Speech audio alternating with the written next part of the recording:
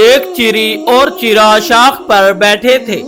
دور سے ایک انسان آتا دکھائی دیا۔ چری نے چرے سے کہا کہ اڑ جاتے ہیں، یہ ہمیں مار دے گا۔ چرا کہنے لگا کہ دیکھو ذرا اس کی دستار، پہناوا اور شکل سے شرافت ٹپک رہی ہے، یہ ہمیں کیوں مارے گا؟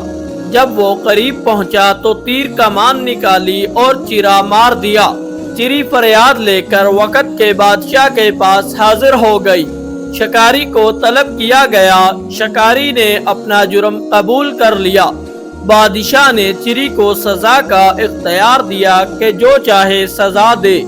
چری نے کہا کہ اس کو بول دیا جائے کہ اگر یہ شکاری ہے تو لباس شکاریوں والا پہنے، شرافت کا لبادہ اتار دے۔ یہ کہانی ہمیں یہ سکھاتی ہے کہ ہمیشہ کسی کی ظاہری حالت پر بھروسہ نہیں کرنا چاہیے۔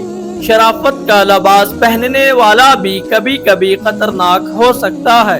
ہمیں لوگوں کے عمل اور ان کے اندر کی نیت کو دیکھ کر فیصلہ کرنا چاہیے، نہ کہ ان کے ظاہری پہناوے پر۔